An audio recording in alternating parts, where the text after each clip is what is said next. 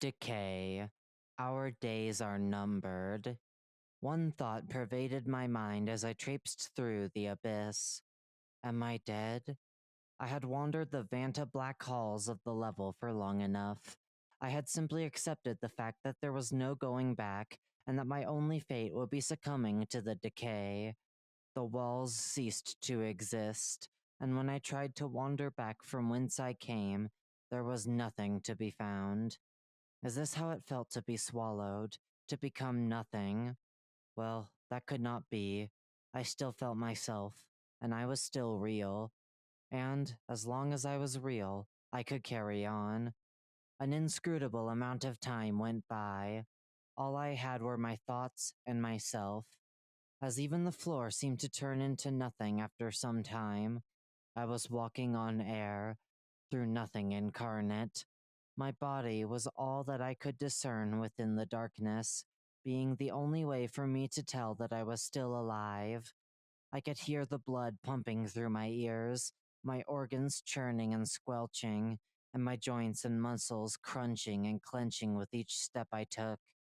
I tasted the aridity of my mouth and sinuses, a vivid, metallic, rusty flavor flooding shriveled taste buds once my skin started to flake and my nose started to bleed. After what must have been days, maybe weeks, of wandering in a daze, I snapped out of my trance by the trickle and splash of running water. I certainly could not see it. That would be a miracle, but I could hear it very close. I desperately stumbled my way over to the source of the sound, my leg muscles stiff and tight, ligaments prepared to snap, and joints popping with every little move. I took one more step closer, then felt a sensation run up my spine and through my entire nervous system, flooding me with shock. Tears weakly poured out of my withered tear ducts. I had stepped into a frigid, shallow puddle, which sent my isolated senses into a panic. I quickly stepped back, took a moment to collect myself, and then stepped forward once more, even closer to the source. It had gradually made its way from the sound of a lazy river to an unforgiving waterfall, and I could feel the water getting deeper, spraying at me as I approached. I allowed the water to soak me fully, kneeling down and cupping mouthfuls of it just next to the source where it was freshest. It tasted vaguely of almonds. I basked in the sensation. Who cared if it was freezing cold? I basked in the sensation. Who cared if it was freezing cold? And came to realize that both the hoodie and sweatpants that I had never noticed I was wearing before were absolutely drenched. I stood up after some time, hydrated, and having earned my second wind, and decided to push through this stream. It was the only promising path onward, and so I endured the brutal beatings of the fluid as it pelted my back for a few seconds. Just then, I realized that the floor was dry here. However, there was a floor. It was smooth and slippery to my moist feet, and I became dizzy, and I fell forward. But the ground was not what caught me. I fell at least 30 feet over a ledge onto a fabric of sorts, thick and durable enough to hold my weight, albeit with quite a bit of give. The fabric seemed to curve upwards, which worried me, since I would not be able to climb it with how smooth it was, how far I sunk into it, despite my starved frame, even though I was soaking wet. And so, I clawed. I clawed and I clawed away, punching, kicking, jumping, biting, anything I could think of to pierce through this unreasonably durable cloth. I huffed and puffed, and as I took a short rest, I came up with an idea. I began to bite off one of my toenails as sharply as I could, plunging it into the fabric as if it were a mighty blade. And then there was light. Even if just a minuscule beam of it, there was light. My eyes sizzled as they adjusted to the foreign sensation, but I wouldn't allow them to take their time. I desperately shoved on the opening, sticking a finger, then a few, then a hand, then my whole body through, out into the light. Level 6.31, Pierce the Veil. Survival difficulty, class habitable, safe, sustained communities devoid of harmful entities. Level 6.31 is a sprawling series of white painted corridors made of smooth, solid limestone. The sublevel's decay resistant resources and properties make it a sought out destination for people of all walks of life in the backrooms. The sublevel itself is entirely enclosed, though the further one wanders, the more open it becomes. A majority of the sublevel's population resides within a few kilometers of its entrance, hunkering down in rooms once the hallways turn into concourses. The further you travel, the more common it becomes to encounter oddities in the otherwise sensible architecture of the sublevel. Haphazard sets of stairs that lead nowhere, sudden dead ends, and other wholly illogical additions can be found frequently at about 10 kilometers out, which is the farthest distance that anyone has traveled before returning to the base. Level 6.31 is completely devoid of any artificial or natural lighting, illuminated only by the native substance that coats its every nook and cranny, given the name Vanta White. Juxtaposed to Vanta Black, Vanta White emits its own subtle glow, mitigating the need for any other light sources in the first place. Vanta White serves the alternative purpose of resisting the decay by acting as an opposing force that prevents it from spreading to any surface that it is coated with. The substance is secreted incrementally from every stationary surface of the sublevel, including those brought in from the outside, possessing the texture of wet paint, but drying much faster, making it quite difficult to effectively harvest in large quantities. Another notable feature of Vanta White is its strict neutrality when it comes to interfering with anything other than decay, having no discernible effect on crops, chemicals, or objects. Bases and communities. Level 6.31 is home to a community of over 300 people, with bases set up within a 3-kilometer radius of the entry point. Appliances and beds are rather scarce, which is to be expected given how troublesome it is to reach the sublevel. Greenhouses have been assembled with whatever materials are available, and are off limits to untrusted individuals because of how crucial they are to survival on the sublevel. The entirety of the food supply rests in the hands of the botanists who manage these greenhouses. The community itself is quite welcoming, accepting wanderers from all factions due to the dire situation of the decay. Run-ins with the Sons of Decay, however, have left some weary of newer folks, understandably so. Entry and egress. The only way to enter level 6.31 is by wandering too far into vantablack. After some time, it will feel as though the floor has disappeared. You'll eventually hear trickling water, which is the only indicator of the entrance. It comes from a waterfall that you should walk through. Past the waterfall, there will be an abrupt drop into a thick fabric material. In order to enter the sublevel, you have to pierce the veil. It is not recommended to attempt entry to this sublevel unprepared, for the process can take up to weeks, all of which would be spent in almost complete sensory deprivation. It also comes with the risk of being consumed by the decay, prevalent in level 6.3. Exiting the sublevel has yet to be attempted. The threat that the decay and distance pose leaves too many uncertainties. I squinted apart the eyelids that I forgot I had, only to be met by a skull-piercing migraine. I emerged from the cloth and stepped a short distance down onto a blinding white glowing floor, pulling the curtain over my head and discarding it behind me. I peered at the path ahead of me, a set of white arches. I crept forward as I slowly opened my eyes, the burn growing more bearable as time flowed. My bare, moist feet enjoyed the texture of the smooth floor as I wandered around. I wandered for a few minutes, a left turn here, a right turn there, all too enraptured by the return of my sense of sight to exhibit any caution. In the distance, boots clicked and echoed down the hall. I stopped dead in my tracks. Human interaction. It was not just in the void that I was deprived of it. I had gone weeks on end without ever speaking, since the decay split me apart from all the people that I had known. I took a breath, and then continued pacing towards the clicking. "Eh, Hello?" I said hesitantly, yet loudly enough for the phrase to echo deep into the chasms of the realm.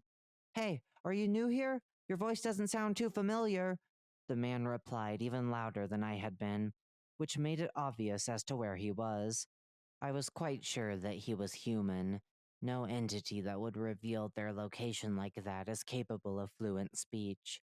I hastily approached the location whence the voice came, almost forgetting to reply. "Oh, yes, I am," I said in a more hushed tone. As I met a four-way crossroad, the man turned the corner into the hallway just ahead of me, smiling reassuringly as he caught my gaze. He was a bearded man who adorned himself with a red and black plaid jacket and ripped blue jeans. He resembled the stereotypical lumberjack, with a kind, tight, and wrinkled face, weathered from too much smiling. "Hello there. You look pretty thin. The way here must have been pretty rough, huh?" the man said. I paused for a moment to think about how to reply. He took this as an opportunity to continue. "Name's Tim. Good to meet ya." "Yes, good to meet you too. I'm Earl. I've hardly eaten in the past weeks, days. I'm sorry, I'm not all too sure," I said. "Oh, don't sweat the details, bud. Time's impossible to track in that place. More importantly, let's get you nice and full," Tim replied. Tim fished his hand into his pocket, withdrawing a shiny green apple and handing it to me. I accepted it graciously, scarfing it down with more heart than I knew I ever had. It was sour and juicy. If I had not just gone days, possibly, without food, I would confidently say that it was the best apple I had ever tasted. Tim continued as I chewed. "Well, you're quite lucky to have made it here unscathed. As far as we know, this place is one of a kind when it comes to defending against the decay. The paint on the ground is the secret, you see. Anyways, there's a bunch more of us set up in some of the bigger spaces further ahead," Tim said. I nodded, swallowing the last bits of apple, save for the core. "Oh, and I'll take that off your hands. We're self-sustaining here. Wouldn't want to waste them seeds, heh," Tim said. I passed it to him, and he shoved it back into his pocket, turning his back to me and motioning for me to follow him, from back to whence he came. The walk was silent. I definitely was not one for conversation, which might have been the only reason I had kept my bearings during the time in the void. But I had figured that Tim would have at least something to talk about. Regardless, we continued walking until the hallways turned into rooms, each separated by doorways of their own, which kept to the original size of the hallways from before. I could hear chatter in the rooms around us. There were pieces of furniture that decorated rooms more thoroughly the closer we got to the voices. "All right, I'm gonna head off to get these seats planted. If you're still hungry, you can ask around for the lunchroom. Good luck," Tim said. "Thank you," I said. He walked off into another room, and I opted to follow the chatter. A few rooms ahead, I could make out some women on white sofas, laughing and shoving on each other. I looked to my right and saw a room where there were two men standing in its center. The men seemed to be of more importance, so I made my way over. Their conversation paused as they noticed my approach. "Hello there, can I help you?" said a man in a smooth gray suit. "Yes, if possible, could you show me to the lunchroom? I'm new here," I responded. "Ah, that makes sense. Sure, I'll have Clark show you around. Actually, Clark, would you mind briefing the young man here on your assignment?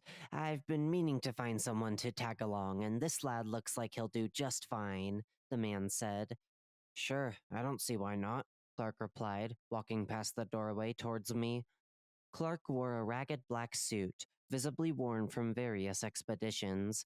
A white button-up undershirt peeked out from just behind his lapel, coupled with a bright red tie. From his appearance, it was quite obvious to me that he is, or used to be, a BNTG worker. And you are? Clark asked, now just a few steps away. Earl. Now, what is it that he said about an assignment? I'm more than willing to help out as long as it fills my stomach, I said. All right, Earl, let's get you fed before I give you the details. The lunchroom is only a few rooms down. I don't see why Tim couldn't have shown you there himself, Clark said. He walked past me into the room I was in before, turning right towards the room with the women, then left into a larger room with benches all around, the inviting aroma of stew flooding my deprived nose as I walked behind him. At the opposite end of the room was a row of cheap tables stocked with large pots. We made our way to the tables, which were about 30 paces away, and he waited for me to eat. The pots were mostly empty, since apparently lunch had passed hours ago, but the food was still warm enough. I located a half-full pot, scooping out the soup until I was satiated. This was not all too long, since I ate with haste. As I set down the ladle, Clark immediately walked past the tables through another doorway. I stumbled behind him. Where are we off to now? I asked. Well, we're headed to the outskirts of the sublevel. As you may have noticed, the rooms here get larger the further we travel, so our task is to see just how large they can get. You may notice some oddities here and there, but those seem to become standard the further you travel, Clark replied. Oddities, such as? I said. Clark sighed. You'll know it when you see it. My legs were already so numb from all the walking I had done that I could no longer feel them. Clark had bags under his eyes, his expression never changing. Is this how they train their workers at the BNTG? I thought to myself. After kilometers upon kilometers of traveling, the rooms were colossal. These rooms could house thousands of people at this point, each doorway growing further apart from the last. Upside down staircases that led to nothing and nowhere dotted the ceilings and walls. Platforms, pillars, and segments of wall poked out here and there. So this was what he meant, I thought to myself. We pressed on, Clark's stride never faltering or picking up at any point. Much like his voice and demeanor, his step was monotonous. Rooms, nay, spaces, grew more and more spacious, to the point where it was difficult to see the walls. Ahem, Clark, where are we headed exactly? Is there something we're looking for here, or... Not in particular, no. Our task is to walk as far as we safely can, and return with whatever findings we have, Clark said sternly, turning back to face me. Clark turned back to look where he was going, and, in shock, I had not thought this possible, widened his eyes. Image caption non-existent. Is that normal? I asked. He did not answer. He turned back, but there was no doorway. He saw no walls or ceiling, but only the structure that lay ahead of us. We continued walking. It had been no more than a few hours now since I had entered the sublevel, and these architectural anomalies were everywhere. It seemed as though we had pushed past a threshold that we were not supposed to cross. Thick layers of fog condensed in my mind. My steps became unsteady, and my breath got weaker. My eyelids fluttered, and my vision flickered. My legs gave out all at once, and my face was planted firmly onto the stone floor. Image caption: the last frame that my retinas provided me. It all faded to black as a sharp, throbbing pain filled my gut. As my lungs closed in on themselves, breathing became a pathetic struggle. I spattered up blood as Clark shoved me over his shoulder and onto his back. Even though I could not see his expression, something told me that he still carried his standard vacant look. My brain pulsated and stung. My heart pounded and gushed out blood from my internal wounds rapidly, coming to a sudden halt after not too long. Despite the soup I devoured beforehand, the taste of bitter almonds remained on the tip of my tongue, along with a hint of blood. Clark stood up once he had confirmed I was deceased. staring up at the skyscraper in front of him. He sighed, then began his trek once more, off to complete his assignment. We've been met with unfortunate news. As of a week ago, Clark and a newly arrived young man by the name of Earl had been reported missing. They were tasked with the exploration of the outskirts of the sublevel. Due to the nature of their disappearance, we have elected to steer clear of the sublevel's deeper chasms. Please do not travel further than our outpost's reach for your own safety. Do not attempt to pierce the veil of ignorance that we have been graced with. Ignorance is bliss, after all. Thank you.